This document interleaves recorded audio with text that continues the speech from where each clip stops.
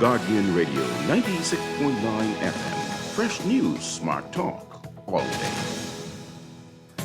The views and opinions of the hosts and guests are their own and do not necessarily reflect the position of the management and staff of Guardian Network.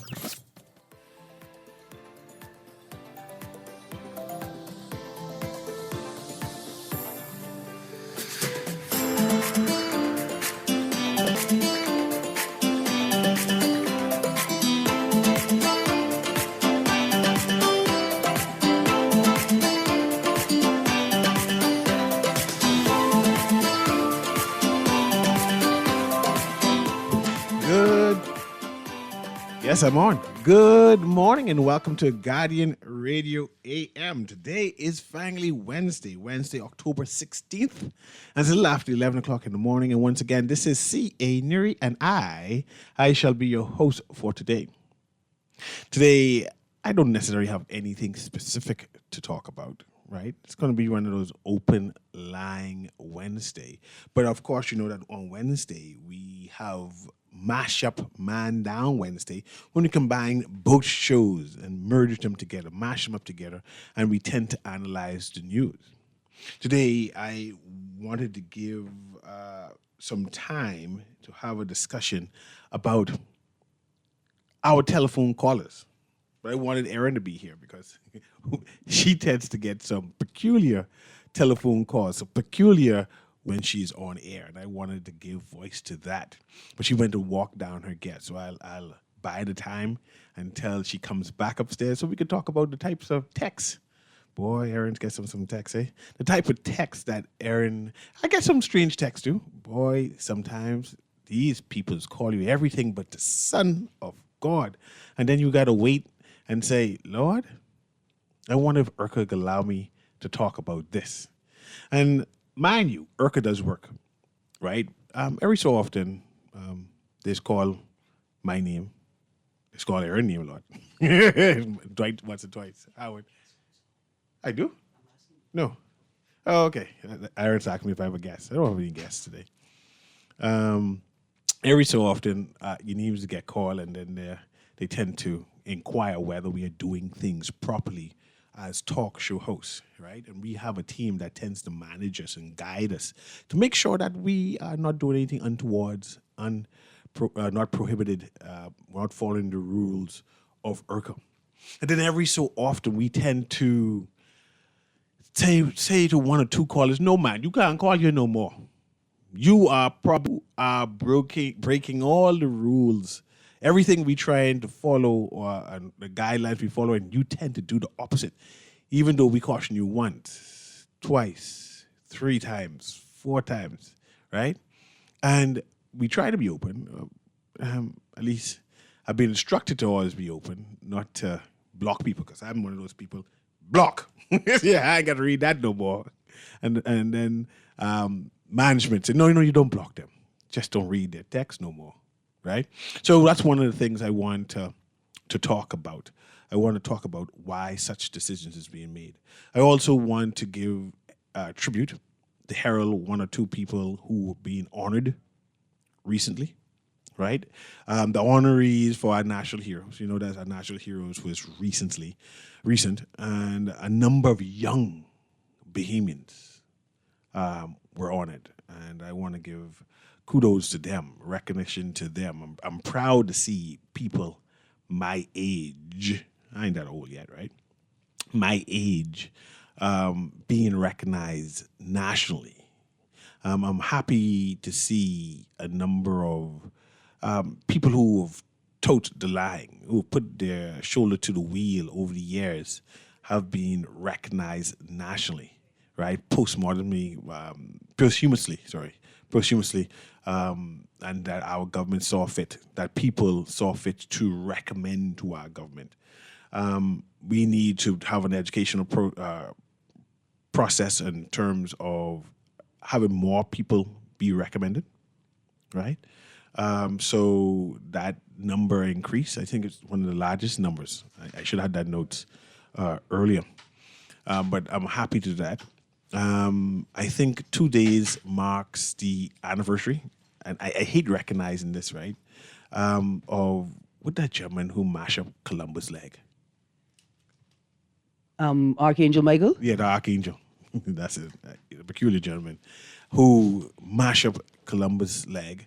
Since then, we have no clue where the Columbus statue, the 300-year-old Columbus statue, multi-million-dollar statue, is located at this present time. You know where Archangel Michael located? We don't know where. You know where he's I located assume at he's this still time? in prison. I was hoping. This would mark the 2-year anniversary. Yeah, but a second. See, 'cause here's my thing. That means his sentence is probably longer than 2 years, right? He just disappear. And so he has an extended sentence, right? A lengthy sentence considering the crime. They let the whole space lay derelict for how long? The space derelict is a harsh word. I'm not sure if it's derelict or different. It's a different space now. Because they're renovating it now. No, they're not renovating it now. They're renovating government house, but not the space. The space where Columbus is, the marker that says Columbus, right? 1492 is still there.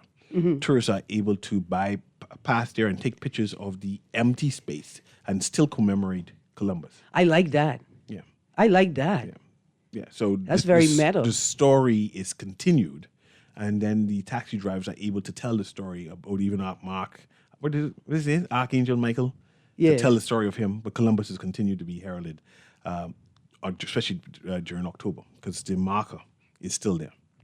But since you're here, I was waiting for you to come back in. I wanted to have a conversation about abuse of some of the text line, some of the people who text us, some of the callers, chronic callers, right?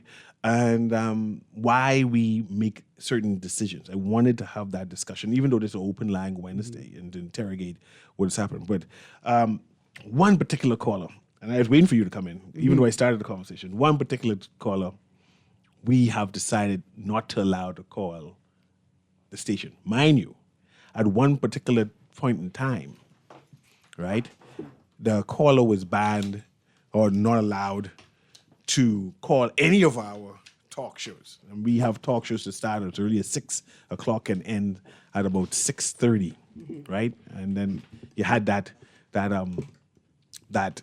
declaration. And of course, over time, one of the talk shows, they'll allow the caller, despite what they did, right?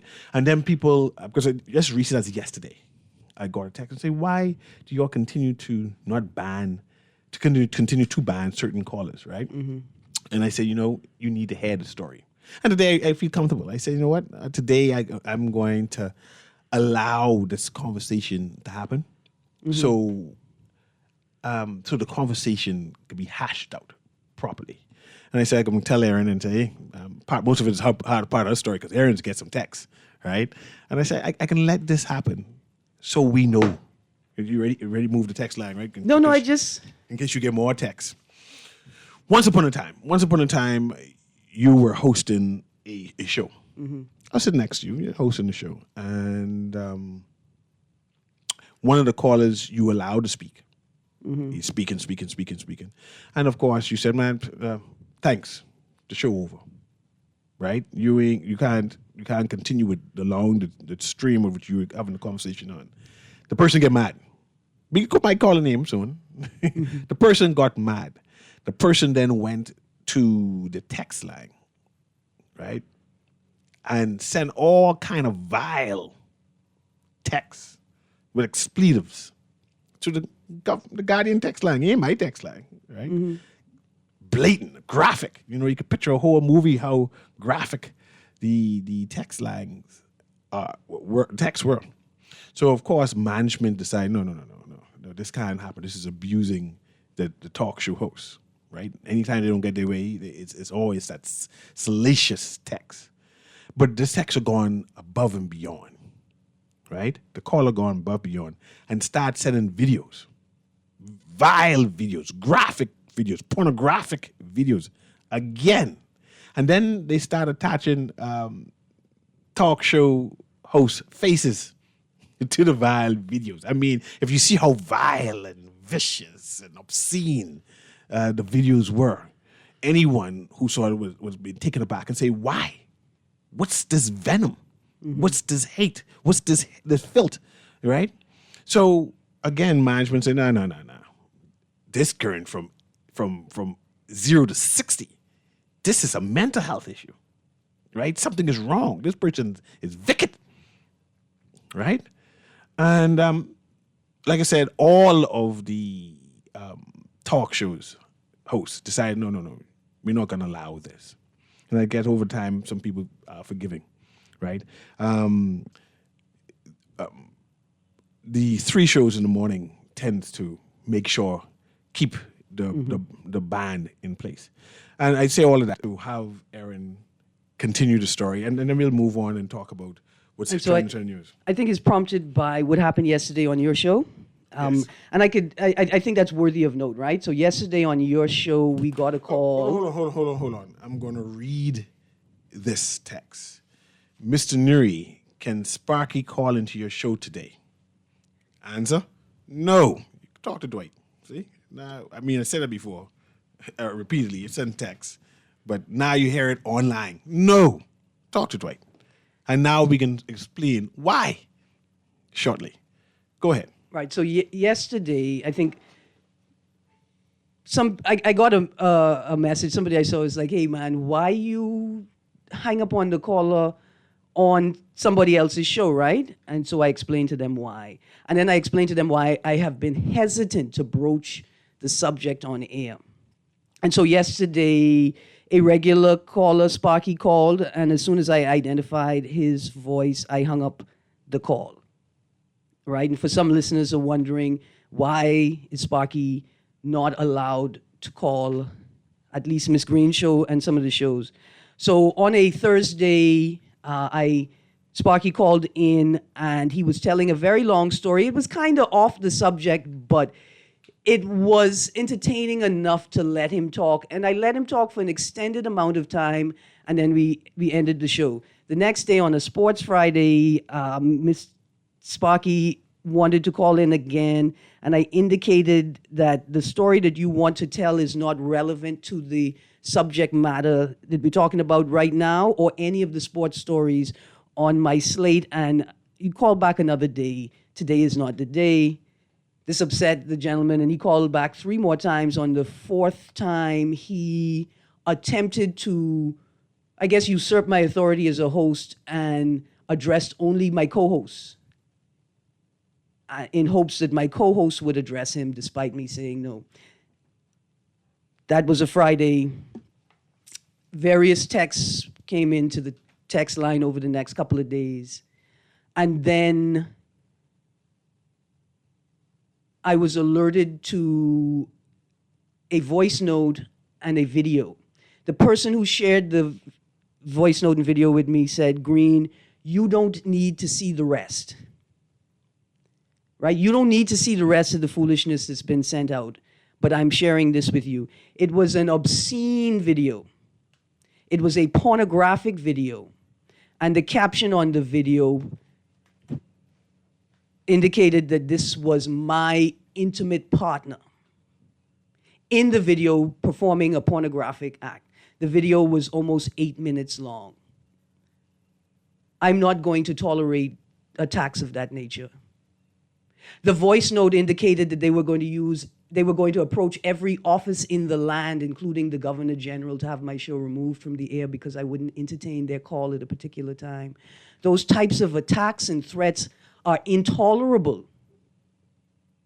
I didn't want to share the reason why the individual has been banned from my show on air because I felt that sharing this information, right, that it would injure the individual, right? Like it's not proportionate to the act, but the insistence, the continued bullying is intolerable.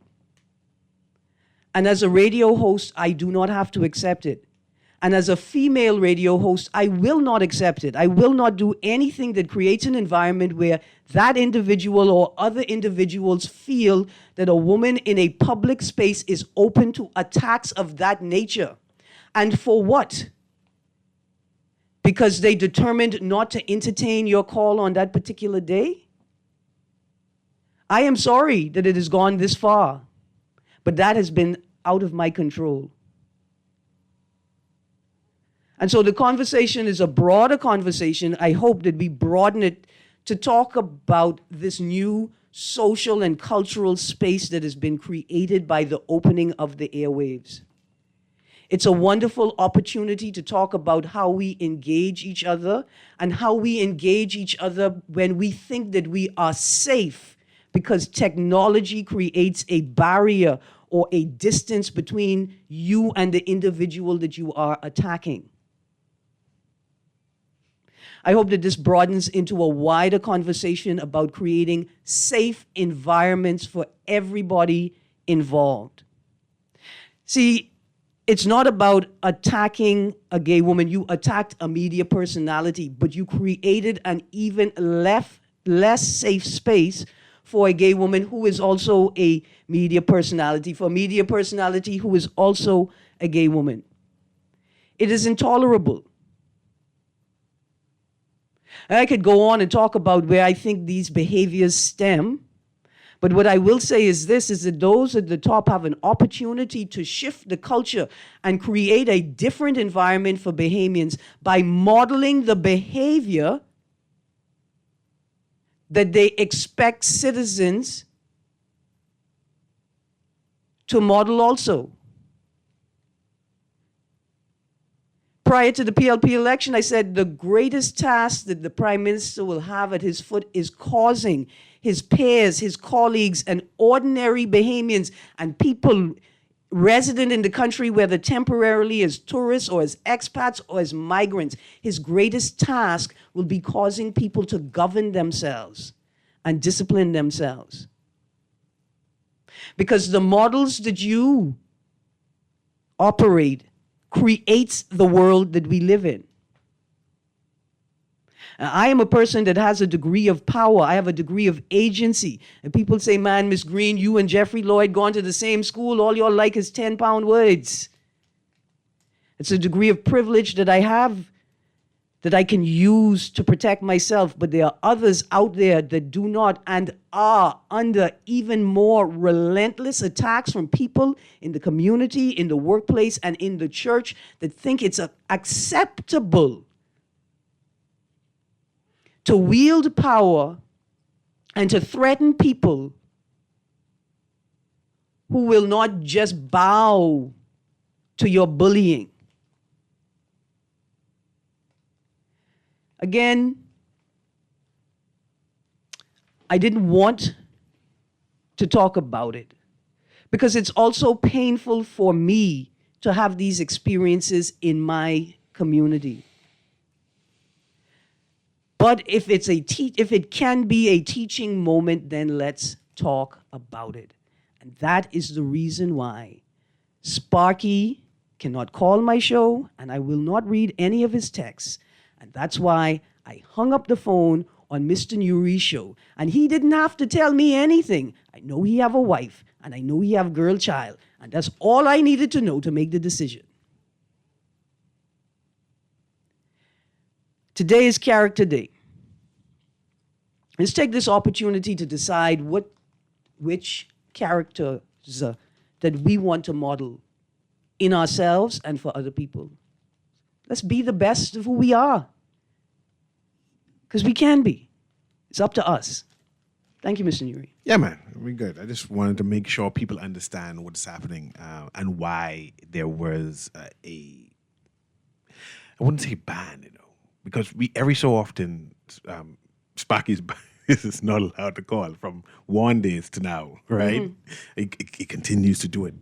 He just can't help himself. But I want to move from there. I want to talk about National Heroes Day. One or two people I am familiar with was honored. I'm very impressed with that, and I'm proud to know that I'm associated with them. I'm very excited to know that a number of people were recognized posthumously, who I'm familiar with, and they due the recognition. I wanted to say that there are a number of young people. When I say young people, people under 50 or around that 50 and below age have been recognized. I wanted to commend the government and their support regarding Black always say Black Kate or poor Black Kate, but that's what the narrative started off as, poor Black Kate and her plight, and now they have labeled her as being Kate Moss. Right, I appreciate the government for listing I think it's 6 national heroes we have now. I'm trying to remember the names. Shalindon was one. Cecil Wallace Whitfield, almost sure. Fox, Randall Fox. Simonette was another one. Let's how much I count so far. Simonette, Fox, Linden. Then Black Kate is another one. I think that's the total of them right now. And Milo Butler. I'm not talking because I'm pulling up the list. Yeah, and Milo Butler. They are our 6 national heroes that we need to continuously remind Bahamians that these are the people we herald and support because they made a significant impact on the development of the Bahamas. You know what? I would love the School of Oral... Is it oral history? Public and oral history. Yeah, I understand. And maybe, and the university more broadly, and AMMC, and Christopher Davis, to embark upon a project to track Kate Moss's lineage. Because Moss ain't her last name. See, like when you told that part, I thought it was so important that the narrative she was known as poor Black Kate. Yes. And now she's recognized as Kate Moss, and I can't recognize her as Kate Moss, right?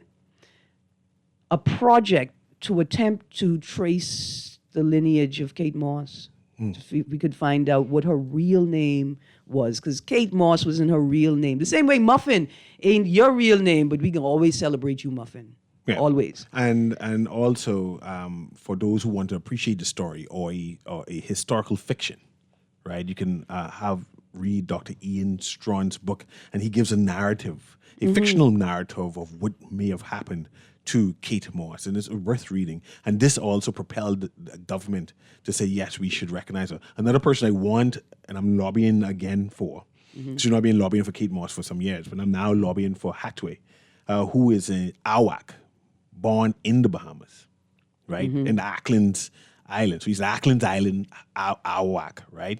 Who emigrated to Hispaniola, Haiti and Dominican Republic, and led the first revolution against Columbus himself.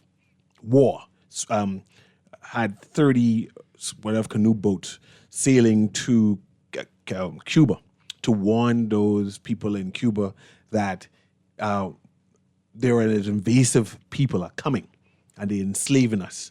We must declare war on them. And the idea that he was born here in the Bahamas as an Awak chieftain, a cacique, right? I think as we pay homage to the Awak people, right, we need to adopt that story, craft that story, define that story, and embrace him too as a national hero in the future.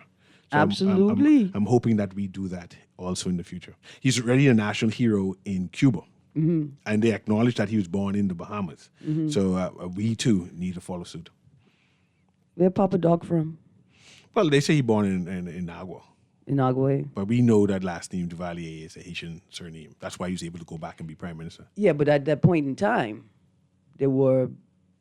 So 70 years ago, apparently, there were as many Bahamians living in Haiti as there were Haitians living in the Bahamas, and trade and such was entirely different from how it exists today. Is it possible that a similar living dynamic existed where Bahamians and Haitians married and shared names without this heavy xenophobic weight and nationalist political weight on it? I know we have a number of callers, and I'd be happy to tell you some stories about our interaction with Hispaniola, Haiti in particular, especially in the southern islands, right? At one point in time, there were the Haitian government claimed Inagua for themselves. Said that's their island.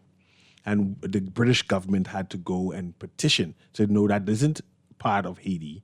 Inagua actually is part of the Bahamas. In fact, the Haitian, I think he was... not an emperor. See, because, I mean, we don't know what Papa Doc tell them. No, but this is before that. Okay, I just check it. Papa Doc is later on. I'm talking about early 1800s when Haiti, the government of Haiti. And forgive me that I don't know if was like an emperor or a king, because Haiti gone through so many different Political regimes, systems, yeah. They attempted to sell Inagua to the United States, and that's where the row came out. The United States was going to buy. It's going to sail right past Andres and Nassau and to Haiti to go back to Inagua. And Bahamian history is sweet, and some more of us need to start studying it and recognizing our closeness. And at one point in time, Inagua, the majority of residents in Inagua spoke Creole. At one point in time, Inagua and a couple other southern islands were capitals, and then remained economic capitals until the politics shifted the economics. And we move into tourism. Well, let's get some of these callers and to join the conversation, and we'll continue those stories if you want. I can tell you when that same, in quotes, Emperor Prince, when he's exiled out of Haiti, he and his men were exiled to Inagua, and that they had like 400 or 500 strong of Haitian military living in Inagua at one point in time until they were asked to leave, right? Oh. And then I can even tell stories about when the French government do a blockade of the Bahamas and said if we allow any more Haitian migrants to come to the Bahamas, because we had that mulatto and white Haitians was moving upwards after the Haitian Revolution, and said if we allow any more here, they will invade the Bahamas. So that's all history too, right? And also they had some riots where they called French blacks. And we know where French blacks mean inside off East Street. We don't have to go that far back to talk about legacy building and empires.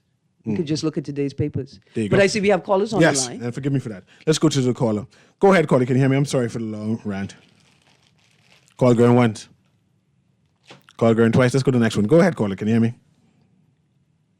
Call going once.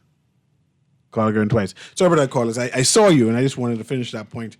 I don't want to hear the story, so I said, let me throw one or two of those in terms of our relations to, because it's about it's about a sense of self, a sense of space, a sense of time. I mean, the conversation we had earlier today about Character Day, right? And the many conversations that you bring to the table from your perspective as a genealogist, right? As a crafter of family trees. One thing I know that a big part of character building is about identity, right? Your sense of self, and your sense of self is often crafted through understanding your lineage, where you from, who your people are, the contributions that you and your lineage has made to the past, right? To history, to communities, to countries.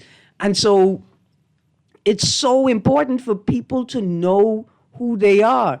And then when you know who you are, then pronounce his name again. Hatway. Then you know that Hatway just ain't a bay on a malt can. Yeah. You know that Hatway was born in the Bahamas. Led the first revolution against Columbus, right? And that you come from a people that are not as passive as you've been led to believe, or not passive in the ways that you have been led to believe, giving you a deeper and better sense of self. Bahamians need to appreciate that there were like two or three different types of native indigenous people living to the Bahamas. They had the Lucayans. They had the Lucayans who were living here. They had the Tainos who came from Cuba, right, who were living here with them, right? And then it could be an argument that the Tainos spoke the Arawak language, but they, like the Lucayans, but there were two different people who spoke the same language, right? The idea that these were the Lucayan Islands, that was our first name, the Lucayan Islands, the Bahamas, right? We need to do more to commemorate the original people here, right? And as we move forward in terms of Heroes Day, Columbus Day, moving to a new Bahamas, we need to define our tribute to those original people. So I believe a suitful way would be to honor Hatway, right? Absolutely. This is a caller there. I see we getting okay. Go ahead, caller. Can you hear me? Good day. Good morning, Aaron and Cecil. Morning. It's so funny that you have a nice segue going here. You started off with the just a gross misrepresentation of freedom of the airwaves that he would, the Right Honorable Ingram, I guess, passed into law when his time in office. And I was just thinking about how yesterday, as citizens, we can voice our opinion on what we think the climate and the growth of our country is, and then you have this abuse of what we now know as a freedom. But it's a micro and a macro understanding of what you're talking about with the last names, because even if you go back all the way to pre-British Bahamas, where most of our names are British, but they are pretty much bastardized into what we know as modern-day English. But I truly believe that most Bahamians, or if not all, have Haitian descent in them. Because before the Europeans came to this side of the hemisphere, we had shipping routes, we had trade routes. If you go down to Clifton and you hear the stories with Christopher Davis, he'll explain to you how the Arawaks were able to derive, get the conch out of the shell with no modern tools today, and they use two holes, which is still a mystery that we don't know about. So if we could just, on a microscopic level, just think about how the Arawaks got the conch out of the conch shell. Think about all of the other things that they were doing with the Caribbean, the trade routes, the language, the barter system, and it's all being destroyed today because we want to be Europeanized, and we want it our way, with no apology for our roots. But continue to do the good work, Cecil. I want you to have more shows like this. So one day we'll be able to wake up and we won't lose our Bahamian culture in the near future. Thank you for taking my call. I appreciate it. Thanks very much. As we talk about freedom of press, freedom of speech, opening up the airwaves, right? I see there's a letter circulating from the Honorable JoBeth Colby Davis, where she has written to the Commissioner of Police making a complaint. Let's see if I can get that letter, have Aaron read that. And it goes into our conversation that we're having today about how we see ourselves, what we want ourselves to look like, especially when you're interacting with figures. But read that for me, please, Aaron. Yeah, go ahead. The document is titled Formal Complaint Criminal Libel Against Miss Brittany Harris. I write in respect to the above-mentioned matter in a Facebook post by Ms. Brittany Harris through her Facebook page, Island Tea. For ease of reference, I have attached the said Facebook post in a flyer advertising Ms. Harris as the host of Island Tea Real, the talk show. The Facebook post accuses me directly and indirectly of corrupt practices in public life as a minister of the Commonwealth of the Bahamas and having an extramarital affair. These are all allegations I deny and constitute libel and defamation. I consider the above allegations an attempt to smear my public image and request police action be taken on an urgent basis against Ms. Harris.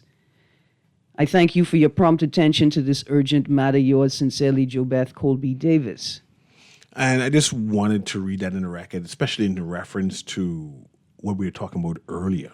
Right? We need to be guarded on what we say publicly about people. Absolutely. I think this would be a great time for Mrs. JoBeth Colby Davis to encourage both her political party, the opposition, and all third parties to dismantle all the entities anecdotally or informally known as war rooms. I know if they're going to dismantle the right? war room, though. A great way to show a model of how to shift the culture about how we talk about people and people who have public profiles, right? A great way to do that is that while you are simultaneously using government systems and the law to provide resolution, you can shift the culture by immediately having your party dismantle all of its war rooms. That ain't gonna happen here. And to encourage or demand or compel all of the other political parties to dismantle all of their war rooms. And I would start with figuring out, identifying the person who created the video that started with the words Shane and Robin pulling train on the PLP, produced for the most recent PLP convention, by identifying them and removing them from all media teams, dismantling all war rooms, constructing proper media marketing teams for your party, and then publish that model so the FNM and the COI and all of the other parties can have a great working model, one that creates a safer environment for all Bahamians. The political arena can be very disgusting. I must commend right now, since you even brought it up, our former Prime Minister, Hubert Minnis. He went through a lot. I mean, the war rooms, whoever crafted it, called him everything but the son of God, and basically involved his intimate family in terms of their political campaign. And he bared it. He bared it, took it on the chin, and pushed forward, right? And you call for a change in how we do politics in terms of the war room.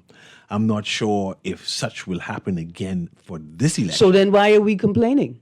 How can you make a complaint if you understand that the organization that you are a part of is complicit in said action, that they do the same thing to other people? What type of conversation are we having? And perhaps we need to have that conversation. But let's go to Well, this no, call. because we ain't gonna have it. I'm just going to compel the honorable minister Remind you, right? to dismantle, to cause and compel your party leaders to dismantle the existing war rooms as a first step in the right direction. Let's go to this call, and I want to read this text next. This call is texting about the national honors, and I want to read that.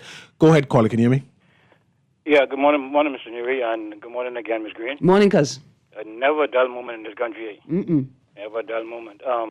Sorry to hear Sparky got banned again, man. I mean, Hold on, well, cause you cause me not be. not like you this, that I mean, you just- sorry to hear he got banned, or you sorry to see that he? Okay, Yeah, everything sorry cool, to see cousin. Everything cool. That things could employ me, and because I mean, after all that, I mean, he's still going to get himself seemingly in some type of problems. I mean, I don't condone whatever it is he did, because if he did something that justified with him getting banned, and I mean, that's just got to be the way it is. You know what I mean? The consequences got to be for your actions. You know. Mm-hmm.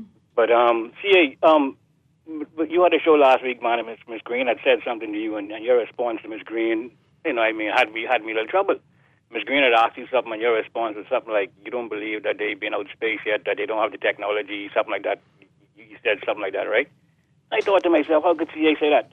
And I had asked CA one time about a great lie in the height, and your response was something like, Jesus is not God, right? But CA, if you saying, CA, that you don't believe that the technology or whatever they leave, etc., then what the Apollo 11 thing was with Neil Armstrong, Buzz Aldrin, and with Michael Collins in July of '69.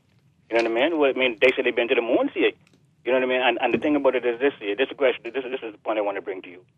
If you could say that, then obviously then you can't believe in the moon landing, which means that then that's a possible deception that America has put on the world. And if it is a deception that America has put in the world, I mean, there ain't no small one. That's a big one. So it can't be the first one. You know, so you got to ask yourself what else it is that they have lied about. You know, that kind of, I mean, because I mean, see, you got me a little puzzled. You probably got to explain that. I mean, I wouldn't mind you explain that, because like I said before, you say you don't believe that they could leave, but in 1969 they said they go on there, and a couple of times afterwards, And Ms. Green, what I wanted to say was that Steve McKinney, some years back, was talking to Dr. Gomez, and Dr. Gomez, I think he was head of the Ministry of Health or whatever the case may be. And around that time, because I had called and I had asked Mr. Gomez a question dealing with what they were dealing with, because I think there's some people who were from Canada, and they wanted to come down here and test some type of experimental cancer drug on our females. And I was like, well, why you don't test it on your own people? The kind of, why you want to come here? And my question to Mr. Gomez was, why is he allowing it? Is he allowing it because he wants his name to go down in some type of historic thing? So like I said before, when I see things going on, and later on down the line, you see things occurring, you have to wonder about certain things, Ms. Green, because like I said before, I personally do not believe that black people are susceptible to all of these diseases that we lead the world in America. I feel as if because what I mean, the white races are more sickly people than us. Caller, I feel what you're saying. There are two black people in this room right now, but I could be honest with you. One is far more blacker than the other. You don't have to talk about yourself like that. It's okay. It's the truth. You, sir, have far more African DNA than I do. Oh, that's what you're talking about. I got plenty European DNA. I tell you, the you king. are more white than I am. I didn't want to say it like that. Man, let me say it the other way. You just blocking me, and I'm okay with that, right? And so I think that's what you are attempting to articulate, caller. What you're seeing is that while I identify as black and I identify as African descent, I am not as African descent as a Mr. Newry is, which means that I also have some European descent DNA in me, which means then that if I do, I would be susceptible to the things that people of European descent are susceptible to. On the other hand, I tend to say all manner of things on this radio station, man. It depends on how I feel that day. It goes from Q to Z. Yeah. To me being an alien in myself. Being an alien myself. Or me being shot down, a lightning bolt, and was not being born. Most people listen to it and just say, okay, that's Newry, and go on. Few people actually tend to call back and say, oh, okay. Because I different. See, when I say I was a Chick Johnny catcher, I come from a long line of Chick Johnny catchers. Yes. That's the truth. Yes. That ain't a lie. No. A lot of people say, what is Green talking about today? But then again, I had family members who used to sell ghosts. But then people say that's not true. But when you go in the history books, you see they selling ghosts straight in Andros. Yes. But let's go back to the callers. Yes, I had family members selling ghosts. Anyway, if you won't be fool enough to buy it. I just... Go ahead, caller. How you doing? Caller girl once.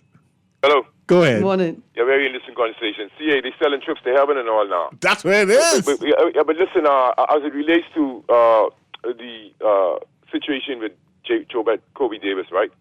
I don't know if I'm a can of paint, but and I'm not a comment on it, but what I am noticing is that it's the status quo bias when it comes to this particular model as to the civil liability or whatever, right?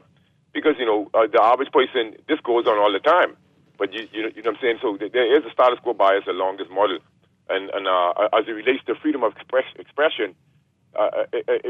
Expression is not free. There's no such thing as freedom of expression, and there's no such thing really as freedom of the press. As we can look back at Patrice Lumumba, the speech that he made before the British prince or whatever who visited the Congo. Mm-hmm. And so there's no such thing as freedom, because we all pay the price then. Even if it was a slave trying to incite something and he was speaking. The problem is, I hope it is, the fact that during the pandemic, when I was calling the talk shows and dispensing truths, right? There was a guy, I remember his voice, and it was a number of them. They were embarrassing me and talking bad to me, and they were saying ban 52. You see, because I was a non-funded pundit. But they didn't, not one of them apologized. CNU facetiously apologized. Nobody else, You see, most people don't understand what I'm saying. And so I shared this with Aaron before privately. A lot of people wanted me to stop calling Aaron and play heat on me for calling Aaron. But they were saying what Aaron preference was. But that didn't bother me. Why should that bother me? I appreciate Aaron Green's mind. And she contributes more than what she... See, I'm not that simple. I don't come here to be that simple on the air. And so even as it relates to the topic that you guys are having with miscegenation and light skin, dark skin, you realize that this is a repercussion of the colonial masters. As a matter of fact, they have our genes. We don't have their genes. And so this is what we mean. This is why they're enjoying it, because this is what miscegenation was. This is actually a tactic to keep us, to keep the schism. You see? And so I'm so glad I'm well read that I can't be spoon-fed and misled. And so even as it relates to Haitians, it's not Haitian descent, it's of African descent. It doesn't matter if you were dropped in Jamaica, and et cetera, wherever you were dropped, it's still African descent. So it's just some narrative that they're pushing here, but we didn't invent this model of citizenship and parameters and all of these international laws. We did not invent all of these things are Europeanized, That's what I'm saying. So we can't just keep adhering to these things. And so I have my, like Howard, line. I listen to these people because the way they think. You know, we get too personal as human beings in this human journey. So much so, even if Trump says something that's true, because you don't like him, it's not true. So I was saying the truth. Nobody, but you notice when I talk with the pundits right there, and you hear what they would say, how they would comment about me, right? My conversations with the pundits was counted, you know. I was not dismayed. You see what I'm saying? So we must listen to the deviant mind because that's the way to uncover things. You just cannot listen to status quo narratives all the time. That's the way Google works. That's the way brainwashing and inculcation works. You know, bless up. Okay, thanks very much, Mr. Chu. I have one more call, but let me read this, right? It says, good morning, Mr. Newry. I attended the National Honors on Monday, and I congratulate all those who were honored.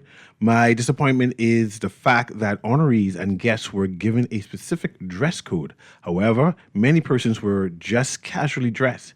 Additionally, the hooting and the shouting out of honorees' names, etc., made the affair seem ghettoish. I would have expected a more dignified affair. Thank you.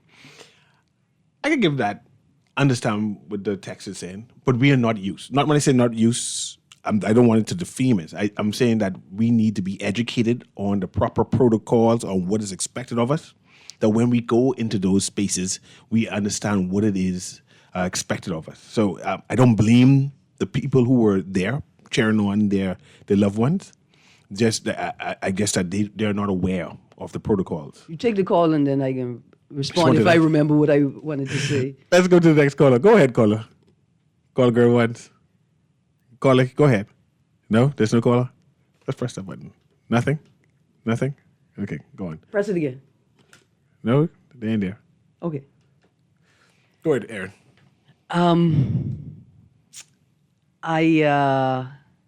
It's a very interesting text. I think it's worthy of interrogation. I don't want people to think that this interrogation is light or trivial, right?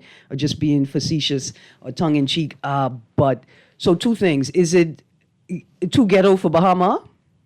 Is that what it is? Is it too ghetto for Bahama? Would that behavior have been appropriate It's a space where the Governor General's at. Would it have been appropriate in the government house grounds that belong to the people? No, it wouldn't have been appropriate in the government house grounds. Is it appropriate with Mother Pratt? No, it's not appropriate with Mother Pratt. Okay, what if I say to you that although that acknowledging that the people who received honors this year are worthy of acknowledgement, they're worthy of honor, they're worthy of award, right? But at the same time, that the government has ghettoized the entire affair. Okay. That what is supposed to be an extremely special designation, it's supposed to be extremely limited because what you have to do to be considered a national hero. See, even though we have the six, the top honor, they're all honors, right? You're all national heroes. And it appears as if the entire exercise has been co-opted by the political class and is being used as a tool to tokenize and award people, right? As opposed to the recognition of the extreme, of the utmost, of the best. Right? Let's interrogate that at another time and go in detail with that. I love the conversation. I want to read this before we run out of time because things are changing on this Saturday, right? Your Saturdays are about to get a whole lot more interesting. I'm just making sure everyone knows that. On All News Saturday lineup is here. Our All News Saturday lineup is here. Beginning this Saturday on Guardian Radio, the Eye Opener at 9 a.m. will be joined by a whole new crop of shows. The Accredited, which is from the 10th year seniors at 11 a.m. The Happy Hour with Deandra Cartwright is going to be at 12 p.m. The return of Tell It with Stania Davis is going to be at 1 p.m. And an all-new editions of University Drive now at 2 p.m. And the new show, Our Blue Bahamas from Brief, which is going to be at 3 p.m. A full slate of amazing shows this and every Saturday on Guardian Radio. Guardian Radio on Saturday is going to be just as hot as weekdays. We're going to be promoting that for the next couple of days to let people know all the hot shows coming up. I just want to make sure we read that, let them know that I see Deandra is back. Stania is back. Of course, the Eye Opener there. Yeah. I mean, really hot shows. I'm getting ready to ask you if you want to do a weekend reaction show to the radio shows on Guardian. You believe I don't have a life? I have to be busy, man. But you, I have to be busy. I mean, that's what you said. I'm still looking for somebody to take me trick-or-treating We work on that. to the fancy places. Yes, let's go to this caller here. Go ahead, caller. Can you hear me? Hi, how are you? I'm doing well. Good How you morning, doing? good morning. Aaron, Yes, ma'am.